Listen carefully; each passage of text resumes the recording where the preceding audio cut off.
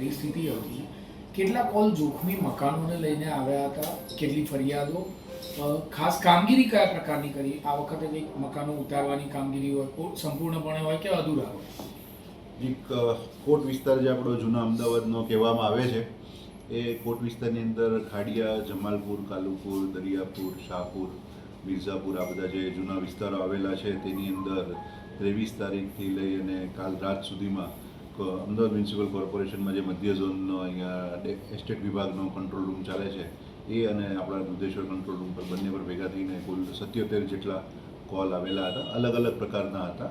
જે પૈકી 5 ફરિયાદ એવી હતી જેમાં આખા મકાનો પડી ગયેલા હતા અને એની સિવાય બાકીના જે 77 હતા એમાં કોઈમાં દિવાલમાં તિરાડ પડી ગઈ છે, કોઈમાં દિવાલ નમી ગઈ છે, કોઈ કિસ્સામાં મકાનનો કોઈ ભાગ પડી ગયો છે.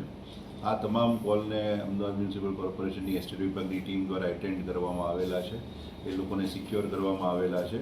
ત્યાં આસપાસના લોકોને સમજણ આપવામાં આવી છે કે તેની નજીક કોઈએ જવું નહીં અને લગભગ 37 જેટલા મકાનોના જે ભયજનક ભાગ હતો એ અત્યાર સુધીમાં ઉતારી લેવામાં આવેલો છે. અચ્છા, કેટલા મકાનોમાં કોઈ સૂચના આપવામાં આવી હોય, ખાલી કરવામાં આવ્યા હોય જોખમી હોવાના કારણે, આવી કોઈ વિગત ખરી? કુલ આપણે 264 માટેની એ પ્રક્રિયા આપણે કરીએ છીએ, જે રથયાત્રા પહેલાં પ્રી મોન્સૂનની કામગીરીના ભાગરૂપે આપણે કામગીરી કરવામાં આવતી હોય છે. એ મુજબ આપણે અગાઉ જણાવેલું હતું એમ કુલ આપણે 633 જેટલા મકાનોને આ પ્રકારની નોટિસો આપવામાં આવેલી હતી અને ત્યારબાદ જે અતિ ભયજનક જણાતા એવા મકાનોને આપણે ખાલી કરાવી લીધા છે.